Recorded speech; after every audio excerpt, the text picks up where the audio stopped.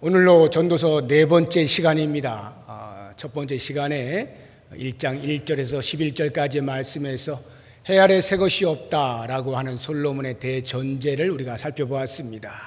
인생은 해 아래 새 것이 없어서 모든 것이 허무하다는 것인데, 그 구체적인 내용으로 2주 전에 그 지혜의 한계에 대해서 우리가 살펴보았고, 지난주에는 쾌락과 성공 역시 해 아래에서는 무의미한 것이다 하는 것들을 솔로몬의 입을 통하여서 우리가 들어보았습니다. 오늘 본문의 말씀은 한 번 더 지혜와 부에 대한 한계를 말하면서 24절부터 26절까지의 말씀 속에서 솔로몬이 말하고 싶은 결론의 부분을 중간 결론으로 이야기를 하고 있습니다.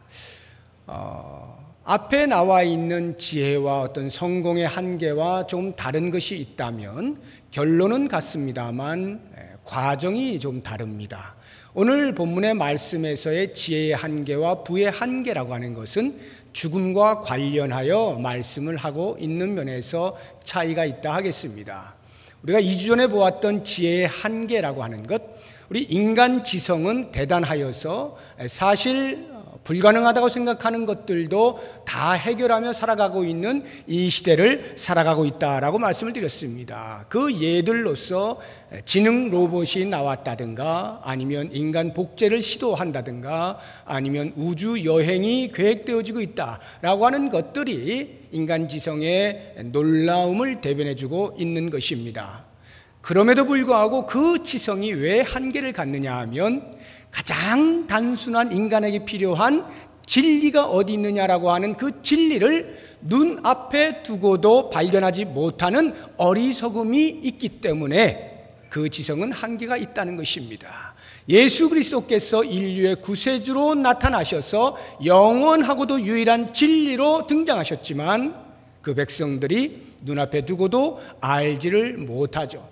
뿐만 아니라 영원의 세계를 추구하는 마음이 근본적으로 우리 모든 인간에게 담겨 있어서 열심히 추구하지만 그 추구가 왜곡되고 변질되어져서 결국 인간에게 남은 것이라고 하는 것은 철학과 종교뿐이라 말씀을 드렸습니다.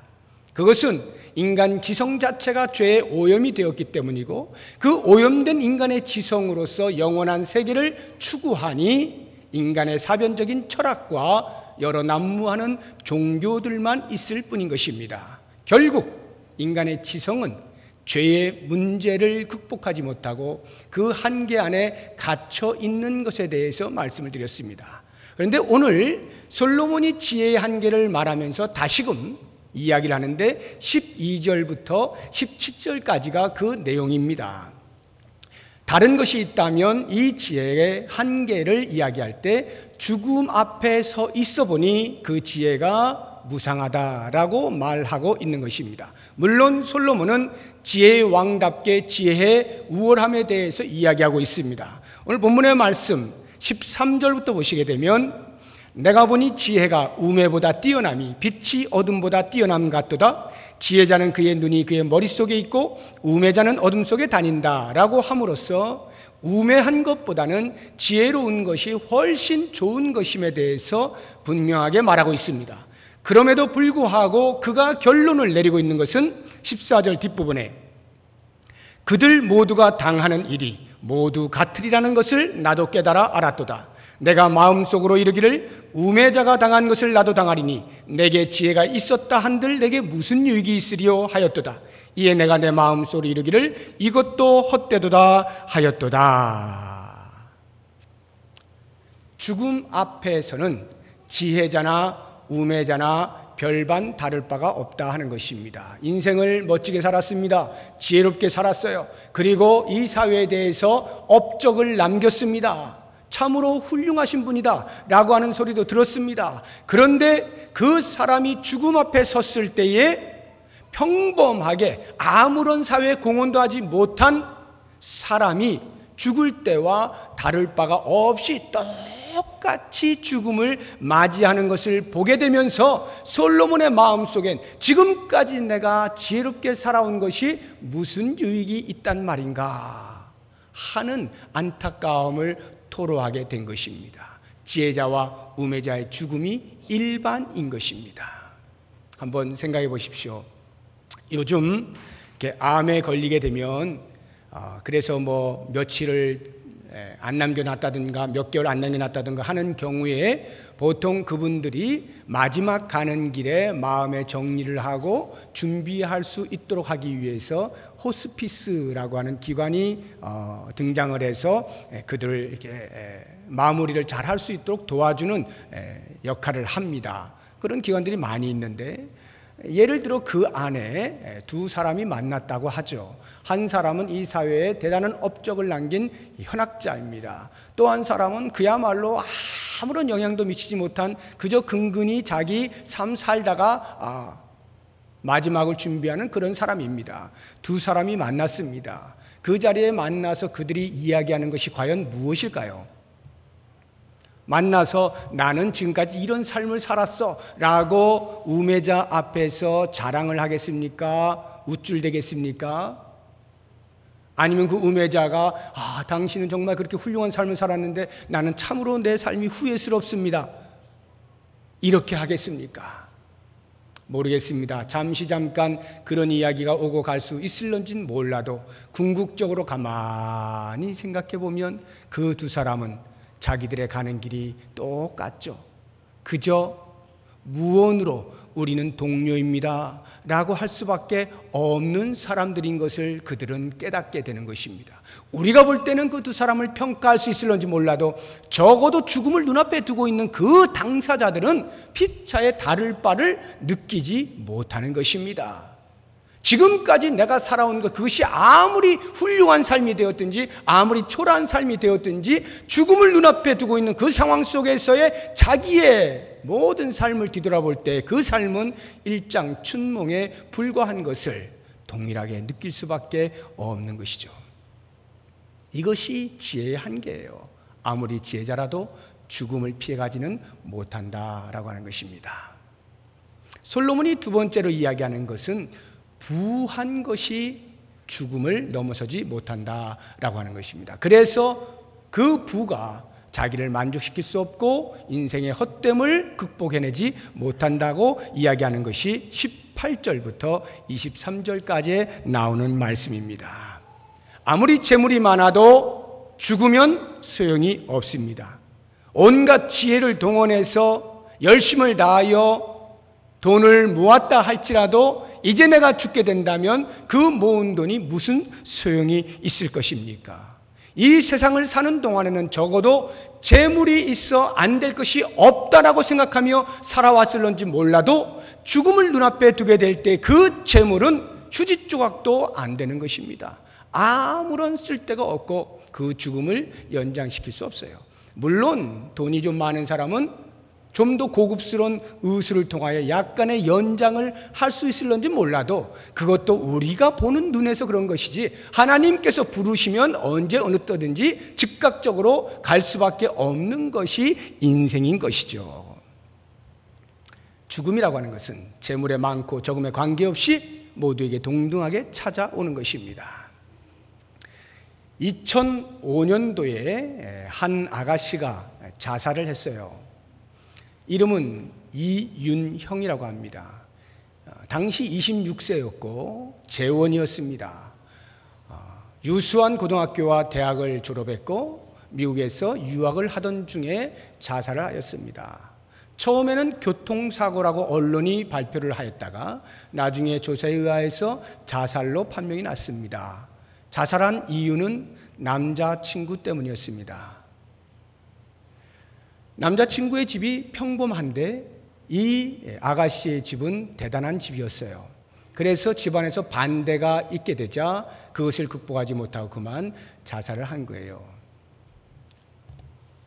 아시는 분들은 아시겠습니다만 지금 우리나라에서 가장 굴지의 회사라고 하는 삼성 이건희 회장의 막내딸입니다. 26살의 꽃다운 나이에 죽었어요. 그가 남긴 재산이 약 2천억 원입니다. 당시 2천억 원 정도를 보유하고 있었어요. 그런데 그 많은 재산을 놔두고 그냥 죽음을 택한 거예요. 얼마나 부질없습니까? 그 많은 재산이 그녀에게 무슨 소용이 있었겠습니까?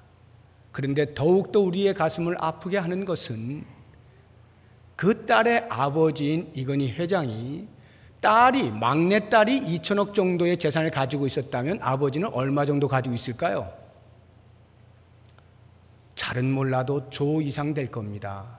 그 이상 되는 재산을 가지고 있는 이분이 자식들 가운데서도 가장 사랑했다고 하는 그 막내딸이 어처구니 없는 일로 죽게 되어질 때에 그것을 그 재산으로 막아내지 못했다라고 하는 것입니다.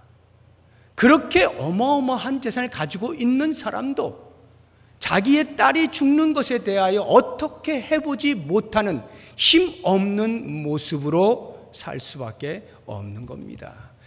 재물이라고 하는 것이 사람의 죽음을 막아서지 못하는 것입니다. 솔로몬이 오늘 본문의 말씀에서 재물이 왜 헛되냐, 왜 죽음 앞에서 보잘것이 없는 것이냐 라고 말을 하는 그 이유를 들어보면 약간은 좀 웃음이 나올 만큼 좀 의아한 그러한 내용을 담고 있어요. 한번 19절 보시기 바랍니다. 18절. 자, 18절의 말씀 같이 읽어보겠습니다. 내가 해 아래에서 내가 한 모든 수고를 미워하였노니 이는 내 뒤를 이을 이에게 남겨주게 됨이라. 여러분 어떻습니까? 이 말씀이 이해가 되세요? 지금 솔로몬이 얼마나 많은 재산을 가지고 있어요? 부귀영화를 누리고 있는 사람이잖아요. 그런데 야, 이게 헛된 거야 라고 말을 하는 이유가 뭐냐 하면 나 죽고 나면 이 재산 전부 다 내 뒤를 이을 이에게 남겨주게 된다. 억울해. 지금 이 말 하고 있는 거예요. 내가 다 쓰고 가야 되는데 다 쓰지도 못하고 그냥 뒤에 사람한테 남겨주다니 야, 억울하다. 그렇게 말하는 것처럼 보입니다. 19절도 한번 보시죠. 19절 같이 읽어봅니다. 그 사람이 지혜자일지 우매자일지야 누가 알랴마는 내가 해 아래에서 내 지혜를 다하여 수고한 모든 결과를 그가 다 관리하리니 이것도 헛되도다. 억울하다는 거예요. 계속해서 왜 내가 열심히 돈 벌었는데 저 사람이, 내 뒤를 이을 사람이 우매자일지 지혜자일지 알지도 못하는데 그 사람이 내 돈을 다 관리하느냐 말이죠. 헛된 것이구나 하는 것을 깨닫는 거예요. 21절 보십시오. 21절 보면 이렇게 나옵니다. 어떤 사람은 그 지혜와 지식과 재주를 다하여 수고하였어도 그가 얻은 것을 수고하지 아니한 자에게 그의 몫으로 넘겨주리니 이것도 헛된 것이며 큰 악이로다. 하나도 수고하지 아니한 자녀가 내 재산을 물려받을 것을 생각하니 억울하다 이 말이에요. 근데 여러분 이런 말을 듣게 되어지면 이 부모된 자들로서는 야, 무슨 솔로몬 이렇게 그 밴댕이 뭐 소갈딱지만하게 이렇게 이러냐 이런 생각을 가질 수가 있잖아요. 적어도 부모가 자기가 다 쓰지 않고 재산 남겨서 자녀에게 물려주면 좋은 거지 그걸 뭘 그렇게 억울해하고 아까워하는가 라는 생각을 하지 않습니까? 제 모친께서 저를 만나면 거의 대부분 빠지지 않고 하시는 말씀이 있습니다. 그게 뭐냐 하면 아휴 내가 지금까지 뭐 했길래 돈 한 푼 모아둔 게 없어가지고 이 자식들한테 나눠줄 게 없다니 정말 미안하다. 저한테 그렇게 말씀을 하셔요. 우리 부모님이. 제가 그 말을 들으면 얼마나 제가 마음이 아프겠어요. 열심을 다해서 수고를 다하여서 자식들 최대한 훌륭하게 키우겠다고 애를 쓰신 부모님인데 지금 가진 것이 없어서 내가 죽고 나서 자녀들에게 남겨줄 것이 없다라고 생각하는 것에 미안한 마음을 가지실 때 그 말을 듣는 자녀의 마음은 가슴이 찢어지죠. 그러면 제가 대답을 하는 거예요. 어머니 무슨 말씀을 그렇게 하시냐. 지금 제가 이렇게 훌륭하게 크지 않았느냐. 이미 이것으로 모든 것은 하실 일 다 하신 거다. 제가 언제 뭐를 바란 적이 있습니까? 한 푼을 좀 남겨달라고 한 적이 있습니까? 그런 거 전혀 생각하지 않으셔도 돼요 라고 말씀을 아무리 드려도 만나면 또 말씀하시고 또 말씀하셔요. 우리 어머니 참 너무하신다. 예수 믿는 분이 뭘 그렇게 그거 라는 마음이 들다가 제가 어저께 깜짝 놀란 사실을 발견했습니다. 제가 어젯밤에 우리 큰딸에게 문자를 보냈습니다. 샤론아, 잘 지내니? 내가 너한테 해주는 게 없어 정말 미안하구나. 저도 모르게 제가 문자를 그렇게 너한테 해주는 게 없구나, 내가 정말 미안. 근데 이게 아무 뭐 그거 없이 정말 제 마음인 거예요. 정말 미안한 거예요. 해주는 게 없는 거예요. 근데 그 아이가 답이 왔어요. 아빠, 무슨 말씀을 그렇게 하세요? 저는 지금 너무나 행복해요. 그래서 저는 이게 부모의 마음이로구나.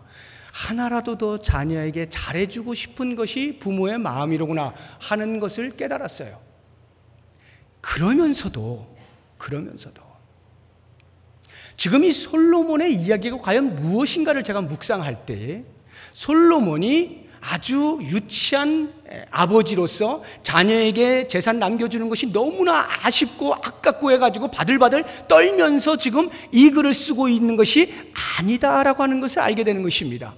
지금 솔로몬이 말하고 싶은 핵심이라고 하는 것은 이 땅에 아무리 많은 재물을 손에 쥐고 있다 할지라도 내가 죽는 순간에 그 재물은 나와는 아무 관계가 없어지는 것이다, 이 말이에요. 내가 죽는데 이 재물이 어떤 영향을 미치지 못한다라고 말을 하고 있는 거예요. 심지어 솔로몬은 그것이 오히려 악하다. 내가 남겨둔 재산을 자녀들이 관리하게 되어질 때 그것이 헛된 것뿐만 아니라 악하다라고까지 말을 하고 있어요. 도대체 무엇이 악하다는 것일까? 자녀에게 돈을 남겨주는 것, 유산을 남겨주는 것이 무엇이 악하다는 것일까? 저는 며칠 전에 한 뉴스를 보면서 깨닫게 됩니다. 2009년 6월 25일에 죽은 미국의 세계적인 팝 가수였던 마이클 잭슨이라는 사람이 있습니다. 6.25 동란 때 죽었어요.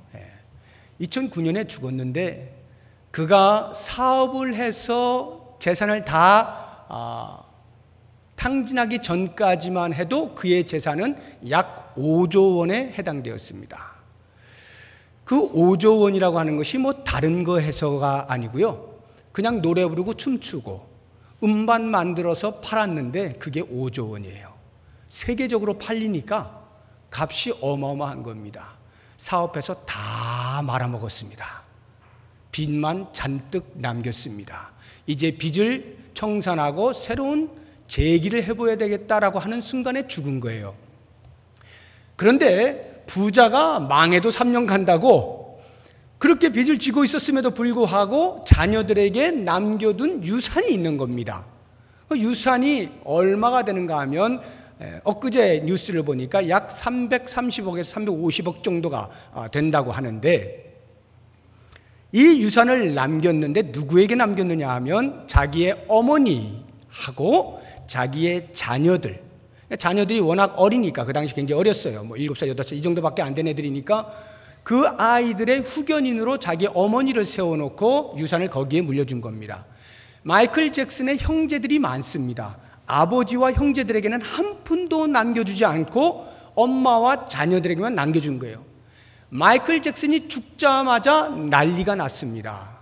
이것은 뭔가 유언장을 조작한 것이다 라고 형제들이 고소를 하기 시작했습니다. 우리에게 한 푼도 안 남겼을 리가 없다라고 하는 거죠. 그래서 지금으로부터 3년 전인데 3년이 지난 지금 어떤 일이 벌어졌느냐 하면 그 엄마가 약 일주일 이상 행방불명이 됐어요. 그래서 이 손주들이 삼촌들을 또는 고모들을 의심하기 시작한 겁니다. 이거 뭔가 일이 있다. 그래서 납치한 것 아닌가 라고 하는 그런 의심이 증폭되면서 우리는 그런 사람이 아니다. 내가 어머니가 몸이 아파가지고 저기 어디에 휴양지에 요양시켜드리고 있다. 뭐 이런 식으로 변명하고 하고 있는데 문제는 이렇게 오고 가는 말들 속에서 이미 더 이상 삼촌과 조카가 아니라는 데 있습니다. 더 이상 가족이 아니요 보는 대로 원수예요. 내 돈 뺏어간 원수고 내 돈을 뺏어갈 원수인 겁니다. 350억이 과연 무엇이길래 가족의 관계를 이렇게 갈갈이 찢어놓을 수 있다는 말입니까? 그냥 모른 척도 아니고 원수가 되어서 법정 소송을 걸고 너가 죽어야만 내가 산다 라고 하는 그러한 모습을 하게 되는, 바로 이 장면을 솔로몬이 예견이라도 했을까요? 악한 것이라 말하고 있는 것입니다. 그 후대가 얼마나 내가 남겨둔 재산을 선용해서 좋은 곳에 쓰고 훌륭한 일을 해 나가느냐라고 하는 그 지혜와 우매의 차이를 알 길이 없어요. 죽은 자는 그냥 죽고 마는 것입니다. 그러니 그러한 미래를 예상해 볼 때에 가슴이 답답해지는 것이고, 물질이 과연 우리의 인생에 무슨 유익이 있느냐라고 말을 하게 되는 것입니다. 저는 장례식을 많이 치러봤습니다. 목사니까요. 화려한 장례식도 치러봤고 초라한 장례식도 치러봤습니다. 화려한 장례식은 그 근조화한이 돌을 넘어가지고 옆집까지 막 다 줄 섰어요. 전부 다 침범해도 모자랄 만큼 쫙 섭니다. 평소에 살아계셨을 때 그분이 훌륭한 일을 했기 때문에 그것을 기리는 의미에서 오는 화환일 수도 있을 것이고, 남아있는 자가 여전히 영향력을 행사할 수 있는 사람이어서 그 앞에 잘 보여야 되기 때문에 보내는 화환일 수도 있을 것이고, 아무튼 적어도 화환이 많다는 것은 그 집안이 상당하다라고 하는 것을 입증해 주는 것입니다. 반면에 화환이 하나도 없는 데는 보나마나 아무렇게나 산 삶이죠. 대충 산 삶이고 아무하고의 영향력도 서로 주고받지 못하는 그러한 초라한 삶입니다. 화하는커녕 조문객도 없는 그러한 죽음이 있어요. 사랑하는 여러분, 이러한 상반되는 모습을 보게 될 때에 목사의 심정 가운데에는 이렇습니다. 적어도 이러한 장례식이 참 그래도 이렇게 풍성하게 장례식이 치러지면 참 보기가 좋다. 그런데 이 보기 좋다라고 말하는 것이 무엇을 의미하느냐 하면 유족들에게 그나마 그것이 위로가 되어지고 조문하여 오는 사람들이 그나마 이 장례식에 대하여서 마음가짐을 좀 달리할 수 있겠구나 하는 정도지, 그 화환이 그래서 죽은 자에게 어떤 영향을 미치느냐라고 할 때는 화환의 많고 적음이 전혀 관계가 없다는 사실을 깨닫게 됩니다. 유족들에게, 살아있는 자들에게는 어떨지 몰라도 죽은 당사자에게는 장례식이 화려한들, 장례식이 초라한들 아무 상관이 없어요. 비싼 관을 쓴들, 화장을 해서 그냥 뿌린들, 죽은 자는 말이 없어요. 아무 상관이 없어요. 재물이 그 죽음을 이겨내지 못하는 것입니다. 솔로몬은 이것을 이야기하는 거예요. 인생의 지성과 재물이라고 하는 것이 죽음 앞에 서면 한낱 허상에 불과하다라고 하는 것이죠. 제가 1부 때 이런 말씀을 드렸어요. 이렇게 재물이 헛된 것이니까 혹시 자녀에게 유산 남겨줄 만한 뭐가 좀 가지고 있으신 분들, 자녀에게 물려주지 말고 교회에다 헌금하십시오. 이렇게 제가 얘기했어요. 그랬더니 와, 웃음이 터졌어요. 왜 웃음이 터졌을까요? 지금 여러분들은 전혀 반응도 안 하시는데 왜 그럴까요? 하하하, 말도 안 되는 소리, 이런 거죠. 무슨 그냥 웃어 넘기겠다 이런 말이에요. 제가 지금 농담을 하고 있구나라고 하는 것을 직감을 하는 것이죠. 그러나 제가 드리는 말씀은 농담처럼 말하는 진담입니다. 여러분, 혹시 자녀에게 남기실 재산 있으십니까? 교회에다 제발 헌금하세요. 자녀는요, 자기 몫의 삶이 있어요. 제가 우리 부모님께 그것을 너무나 감사해요. 한 푼도 안 남겨주시는 거. 얼마나 감사한지 몰라요. 그래서 제 마음속에 제 자녀들을 향하여 동일한 마음을 가져요. 난 내 자녀들 절대로 한 푼도 안 남겨줘야지. 물론 없어서 그렇습니다만은, 없어서도 못 남겨주지만 있어도 절대 안 남겨줘. 왜? 그 아이 망치는 거예요. 하나님을 바라보고 하나님이 먹여 살리시는 것에 대한 고백과 진실한 신앙의 성장이 있어야 되는데, 만약 부모가 남겨주면 그거 의지하느라고 하나님 안 바라보고 세상 바라보다가 쫄딱 망하는 일이 다반사예요. 그럴 거 주의 나라를 위해서 헌신하십시오. 주의 나라를 위해서 투자하세요. 하늘나라의 상급을 쌓으세요. 하늘의 보물을 쌓아 두십시오. 그러면 나도 죽어서 하나님 앞에 계산할 것이 있고, 그 자녀도 그 훌륭한 마음을 본받아서 하나님 앞에서 신앙인답게 그렇게 남은 생을 멋지게 살 거예요. 괜히 어줍지 않게 남겨주었다가 서로 분란만 일어나고 싸움들만 하고, 그것 가지고 유약한 인생을 살아가면서 하나님 바라보지도 않고 그 조금 있는 것, 알량한 것 가지고 뭐 있는 척하고 그렇게 살아가는 모습보다는 오히려 깨끗하고 정직하고 성실하게 자신의 삶을 살 수 있도록 해주는 것이 훨씬 나은 겁니다. 그러자고 하면 여러분, 털어서 교회 헌금하세요. 주의 나라를 위해서 사용하십시오. 그러면 주께서 그 중심을 반드시 보십니다. 제발 한 분이라도 아멘 좀 하시지.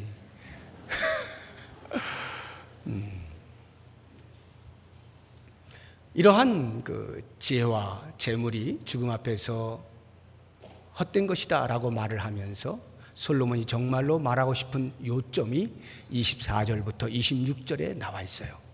24절부터 26절의 말씀을 한번 보시죠. 우리가 읽은 말씀인데, 24절을 보면 사람이 먹고 마시며 수고하는 것보다 그의 마음을 더 기쁘게 하는 것이 없다라고 이야기를 하고 있고, 26절도 보시면 하나님은 그가 기뻐하시는 자에게는 지혜와 지식과 희락을 주시나 죄인에게는 녹을 주시고, 이런 말씀을 보게 될 때 또 우리가 고개가 갸우뚱거리는 거예요. 아니, 방금 전까지 모든 먹고 마시는 것, 쾌락과 인간의 성공과 수고하고 애쓰는 것, 이런 것들이 다 헛된 것이라고 말했는데 왜 갑자기 또 그것이 우리의 마음에 가장 기쁜 것이다, 이렇게 이야기하고 있는 이유가 무엇인가? 하나님께서 그의 지혜와 지식과 희락을 주신다. 이게 도대체 무슨 말일까? 다 헛되다고 말해놓고서 왜 또 그렇게 할까라고 할 때 솔로몬이 말하고 있는 것은 하나님 안에서 그 모든 것들이 의미가 있게 되어진다라고 말을 하는 것입니다. 하나님 안에 있을 때 세상은 달라지게 된다는 거예요. 얼마나 똑똑하고 얼마나 무식하냐의 차이가 문제가 아니고, 얼마나 내가 많이 가졌고 얼마나 없느냐의 문제가 아니라, 인생이 해 아래 사느냐 해 위에 살고 있느냐, 이것이 문제라는 거예요. 하나님 안에 사는 삶, 이것이야말로 진정한 복이라는 거죠. 하나님 안에 사는 사람은 하나님께 주시는 인생의 축복들을 얼마든지 받고 누릴 수가 있다, 이 이야기를 하고 있는 거예요. 하나님 안에 있게 되어질 때 먹고 마시는 것들이 의미가 있게 되어지고, 하나님 안에 있게 되어질 때 우리의 손으로 수고하는 것들이 의미가 발생한다라고 이야기를 하고 있는 것입니다. 그래서 그는 그런 모든 먹고 마시는 것과 즐거워하는 것과 수고하는 것에 대하여 다시금 찬송하는데 모두가 다 하나님 안에서, 이 말이에요. 24절 다시 보십시오. 사람이 먹고 마시며 수고하는 것보다 그의 마음을 더 기쁘게 하는 것은 없나니 내가 이것도 본즉 하나님의 손에서 나오는 것이로다. 하나님으로부터 나오는 것이 될 때 그것이 의미가 있다라고 말하는 거예요.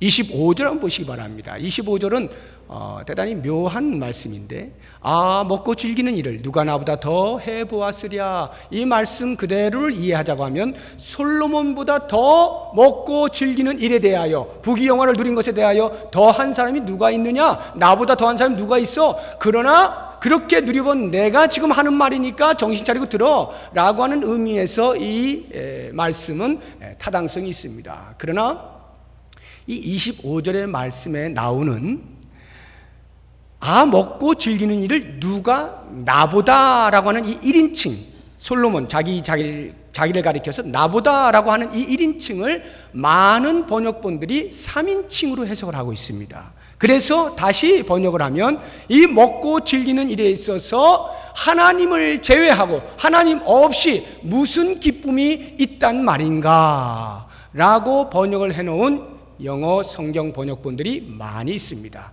NIV도 그렇고 NASB도 그렇고 유력한 영어 성경 번역본들이 그렇게 해석을 해놓고 있어요. 하나님을 떠나서 누가 과연 먹고 즐거워할 수 있단 말이냐? 하나님 안에서만 진정한 먹고 마심과 수고에 대한 즐거움이 있다라고 이야기를 하는 거죠. 이 본문의 이 맥락하고 맞아떨어지는 해석이라 할 수가 있겠습니다. 24절의 말씀도 다시 보시게 되면 사람이 먹고 마시며 수고하는 것보다 그의 마음을 더 기쁘게 하는 것은 없나니 내가 이것도 본즉 하나님의 손에서 나오는 것이로다 라고 하는 이 말씀도 의역을 해서 보게 되면 하나님 안에서 자기의 먹고 마시고 수고하는 것에 스스로 보람을 느낄 수 있다면 그 사람이 가장 행복합니다 라고 말을 하는 거예요. 자신의 일에 만족을 느끼고 살 수 있다면 가장 큰 기쁨을 누리는 것입니다 라고 말하고 있는 거예요. 이걸 가리켜서 우리는 자족이라 말을 합니다. 자족하는 삶은 과연 어디에서 나오느냐? 하나님 안에 있을 때, 그리스도 안에 있을 때에 자족하는 삶이 드디어 나오는 것이고, 그러한 자족이야말로 우리 인생에 있어서 누구를 막론하고 누려야 할 가장 큰 기쁨이요 만족의 표본이다 라고 말씀하고 있는 것입니다. 그런데 많은 사람들이 자족한다는 말을 이런 식으로 오해를 해요.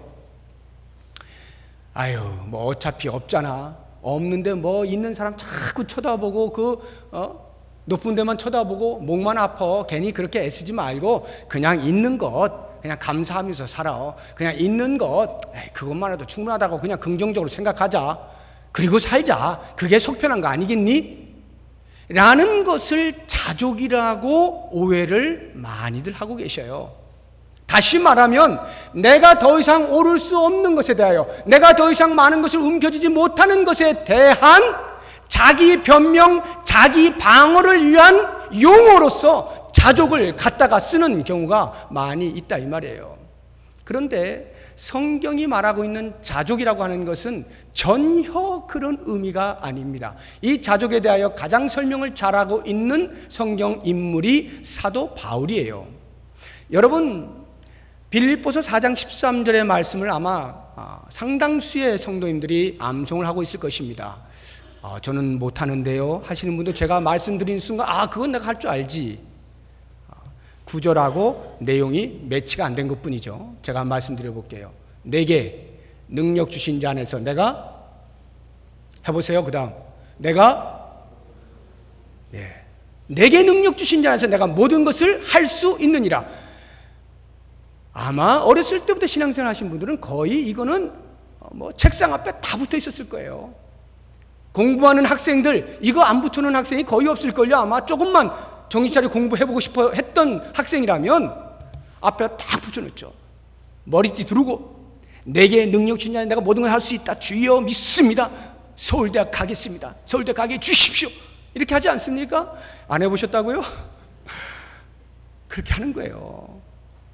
구직을 하는 사람들, 직장생활 하고 싶은 사람들 어떻게 합니까? 주님 간절히 기도하죠. 내게 능력 주신 자 내가 모든 걸 할 수 있다고 말씀하셨죠. 주여 믿습니다.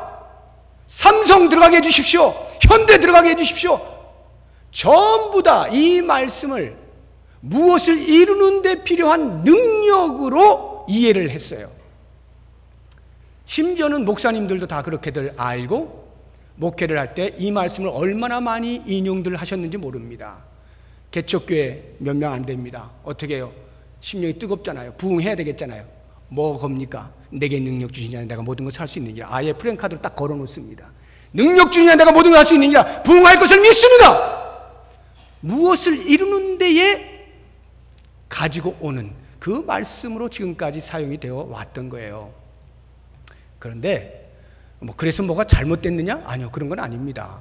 그렇게 해서 부흥했다, 그렇게 해서 서울대학 갔다, 좋습니다. 잘한 거예요. 그러나 적어도 그 말씀이 그런 의미로 말씀되어진 것은 아니다는 것은 알고 쓰자 이거예요. 이 빌립보서 4장 13절의 말씀은 철저하게 자족의 삶과 관계에서 주어진 말씀입니다. 내게 능력 주시는 자 예수 그리스도 안에서 내가 모든 것을 할 수 있느니라. 그 모든 것이 무엇이냐 하면 어떠한 상황과 처지와 형편이든지 라고 하는 말이에요. 풍부에 처하든지 비천에 처하든지 배부름에 처하든지 배고픔에 처하든지 나는 어떠한 경우에도 이겨낼 수 있습니다. 견뎌낼 수 있습니다. 자족할 수 있습니다. 이 말이 내게 능력 주신 자에서 내가 모든 것을 할 수 있느니라 하는 말씀의 의미예요. 실제로 그런지 한번 찾아봅니다. 빌립보서 4장을 가보시기 바랍니다. 빌립보서 4장 322쪽.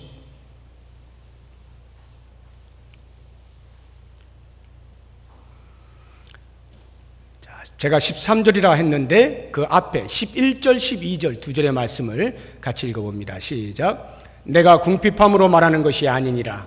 어떠한 형편에든지 나는 자족하기를 배웠노니 나는 비천에 처할 줄도 알고 풍부에 처할 줄도 알아. 모든 일, 곧 배부름과 배고픔과 풍부와 궁핍에도 처할 줄 아는 일체의 비결을 배웠노라 하고 하신 말씀이 내게 능력 주신 자에서 내가 모든 것을 할 수 있느니라. 여기에 이 모든 것이란 풍부와 비천, 배부름과 배고픔, 이것을 이야기하고 있는 거예요. 자족에 대한 말씀인 것이죠. 자, 그렇다고 한다면 이제 자족이란, 성경이 말하는 자족이란 우리가 비천에 처했어도 자족할 수 있고 풍부에 처했어도 자족할 수 있는 것이어야 한다라는 것인데, 과연 비천에 처해 있을 때, 배고플 때 자족할 수 있겠는가? 자문해 보시기 바랍니다. 배고플 때, 비천에 처했을 때 자족한다는 것은 과연 무엇을 의미하는 것인가? 신세 한탄을 하지 않는다는 말입니다. 내 사는 꼴이 이게 뭐야? 내가 왜 지금까지 이 모양으로 살아왔지? 신세 한탄하지 않는 것입니다.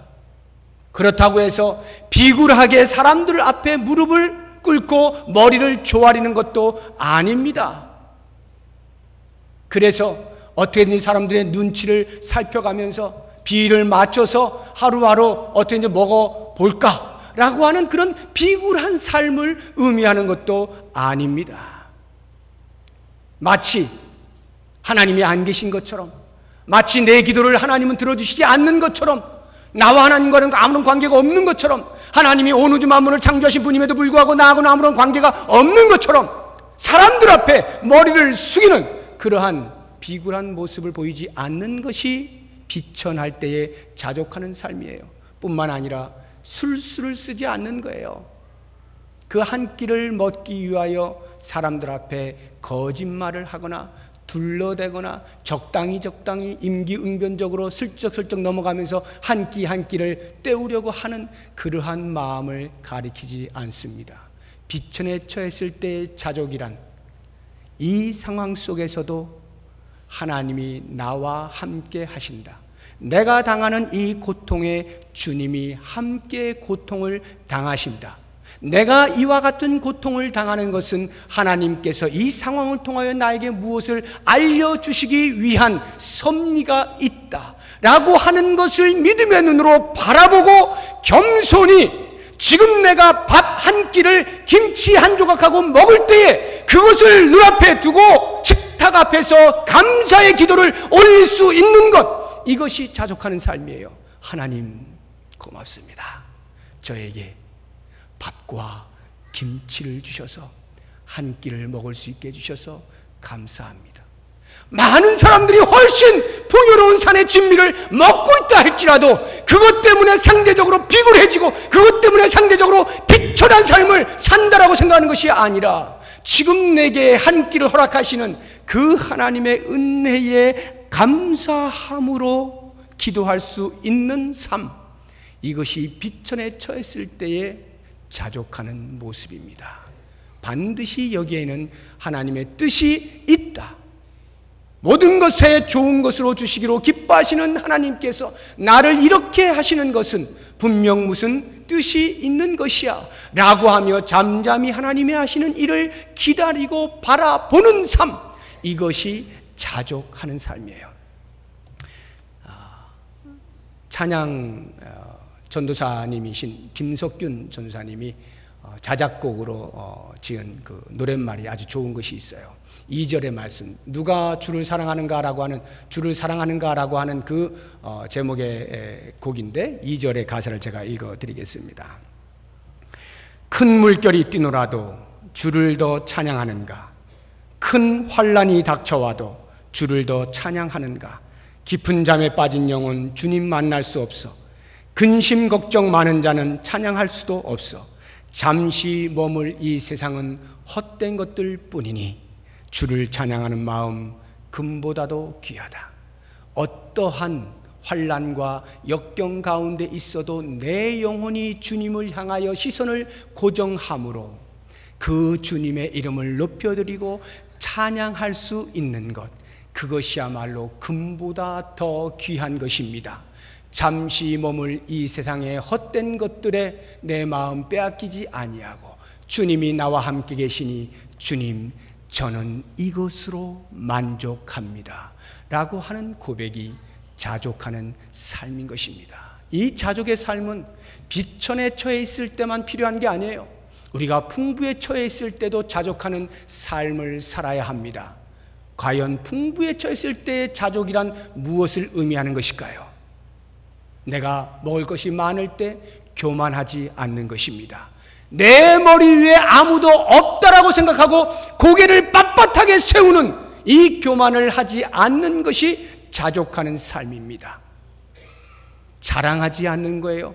마치 내 스스로의 힘으로 모든 것을 다 얻은 것처럼, 그래서 내 마음대로 얼마든지 쓸 수 있다라고 생각하며 그것을 자랑스럽게 여기는 그 자랑을 하지 않는 것이 자족하는 삶입니다. 풍부에 처했을 때의 자족이라고 하는 것은 이 모든 풍부가 다 주님께서 주신 은혜입니다. 감사합니다. 하나님께서 모든 것을 주셨습니다. 겸손하게 고백하는 것이 자족하는 삶이에요. 나아가서 이 풍성함은 홀로 쓰게 하시지 아니하시고 많은 사람들, 나를 필요로 하는 자들에게 나누어 주라 하신 말씀인 줄 알고 청지기적인 사명을 가지고 나누며 살겠습니다 라고 하는 삶이 자족하는 삶입니다. 내가 과연 풍부에 처해 있습니까? 나는 거기에서 자족하며 살아가고 있습니까? 나누며 살아보십시오. 자족이 무엇인가를 배웁니다. 그런데요, 많은 것을 가진 사람이 움켜진 채 나누지 않아 보십시오. 아무리 많은 것을 가졌어도 풍요를 느끼질 못해요. 자족하질 못합니다. 늘 2%가 부족해요. 조금 더 갖고 싶어요. 나보다 조금 더 부자가 자꾸 눈에 거슬려요. 더 많이 움켜쥐고 싶어요. 죽기까지 만족을 모른 채, 하나님 주신 축복을 누리지 못한 채 근근전전하면서 그렇게 살게 되는 것입니다.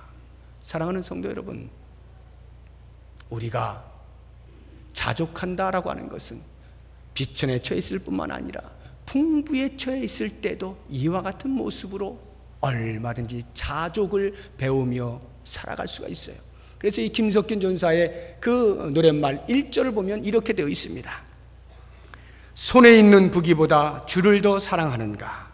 이슬 같은 목숨보다 주를 더 사랑하는가? 사랑의 빛 잃어가면 주님 만날 수 없어. 헛된 영화 바라보면 사랑할 수도 없어. 잠시 머물 이 세상은 헛된 것들 뿐이니 주를 사랑하는 마음 금보다도 귀하다. 이것이 우리의 고백이 되어야 돼요. 우리 이 찬양 다 아시나요? 같이 한번 불러볼까요? 반주 없이 무반주로. 제가 가사말을 불러드릴 테니까 여러분들이 곡조에 따라서 같이 한번 불러봤으면 좋겠습니다. 손에 있는 부귀보다 주를 더 사랑하는가? 손에 있는 부귀보다 주를 더 사랑하는가? 처음부터 다시. 손에 있는 부귀보다 주를 더 사랑. 이슬 같은 목숨보다 주를 더 사랑하는가? 이슬 같은 목숨보다 주를. 사랑의 빛 잃어가면 사랑의 빛 잃어가 주님 만날 수 없어 헛된 영화 바라보면 사랑할 수도 없어 할 수도 없어 잠시 머물 이 세상 헛된 것들 뿐이니 주를 사랑하는 마음 주를 사랑하는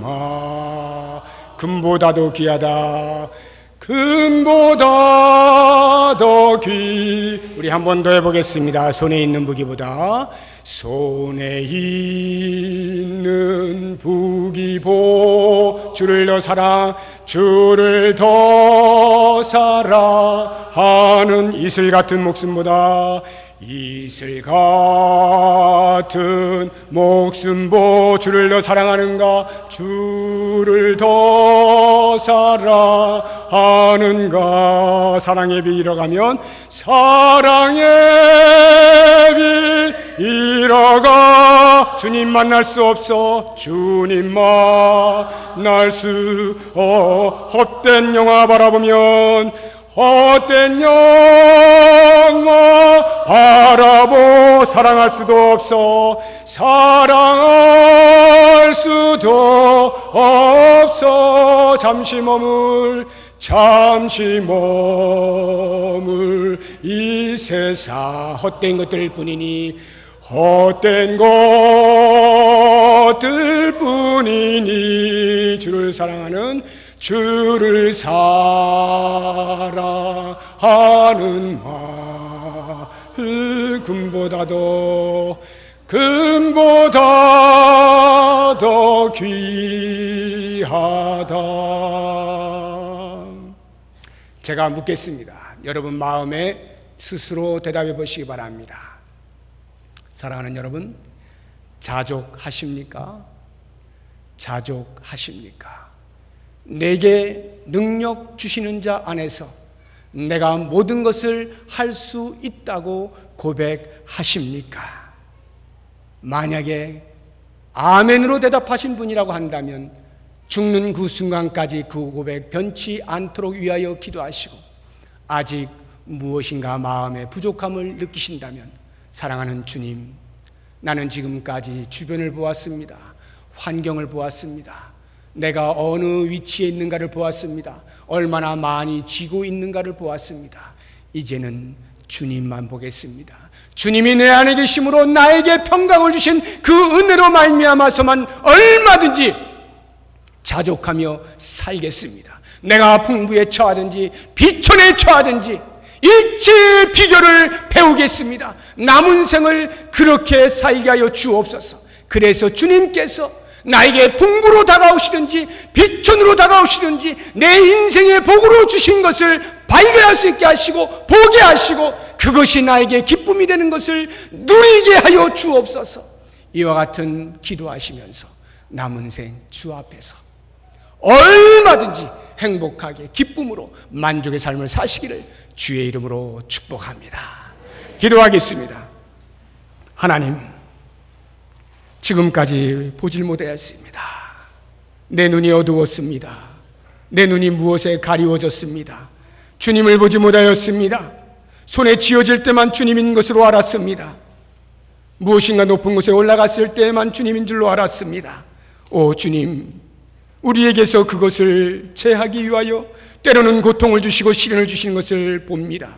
오 하나님, 풍부에 처하든지 비천에 처하든지 주님으로 인하여서 기뻐할 수 있고 주님으로 인하여서 만족할 수 있고 자족하는 삶을 배우게 하여 주옵소서. 일체의 비결을 배우게 하여 주옵소서. 그래서 남은 생 주님 주신 이 인생의 참 아름다운 것을 만끽하게 하여 주시고 어떠한 상황 속에서도 기뻐하고 즐거워하고 만족하며 많은 사람들에게 웃음을 나누어주고 이 사랑을 나누어주고 복음을 나누어줄 수 있는 복된 삶 살게 하여 주시옵소서.